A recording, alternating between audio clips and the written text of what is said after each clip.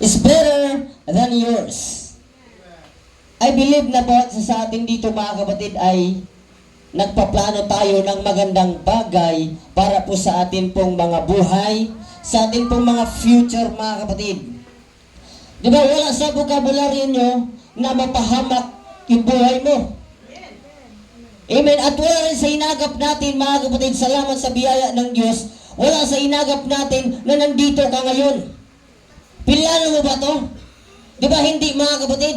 Ang plano mo naman talaga nung bata ka pa ay wala to sa iyong plano mga kapatid na isang araw maglilingkod ka sa Diyos. Ang Diyos yung nagplano nito, ang Diyos yung nag-set up nito kung bakit nandito tayo ngayon mga kapatid. Hallelujah!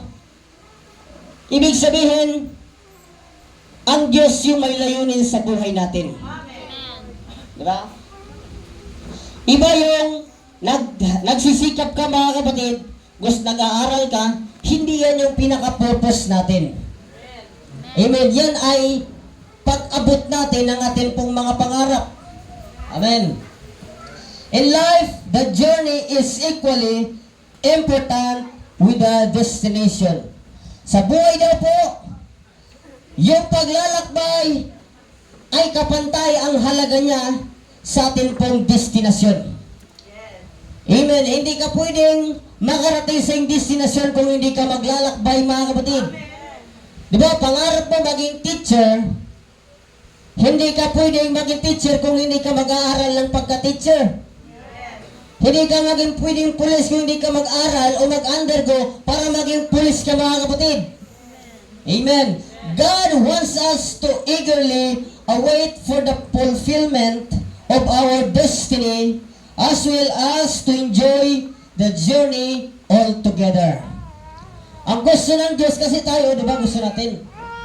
Ay kapag ka maging teacher na ako, magiging masaya na ako.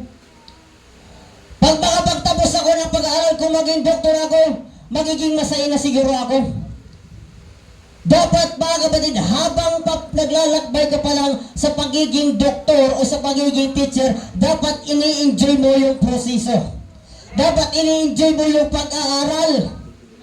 Dapat pala sa pag-aaral mo, maging masaya ka na mga kapatid. Para pag maging teacher ka, masaya ka mga kapatid. Walang nakikinig. Amen? Nandiyan pa ba kayo mga kapatid? Kailangan hindi lang gusto ng Diyos na maging masaya ka lang sa destinasyon mo. Ang gusto ng Diyos, maging masaya ka rin habang naglalakbay ka mga kapatid. Habang papunta ka sa tagumpay, habang papunta ka sa destination mo, yung gusto ng Diyos na naglalakbay ka na masaya, na humahakbang ka sa buhay mo, na may kagalakan sa puso mo. Na habang dito pa lang tayo sa lupa mga kapatid, dapat ay masaya tayong naglilingkod sa Diyos. Dapat masaya tayong nagpapagamit sa Diyos. At dapat masaya tayo sa gawain ng Diyos mga kapatid.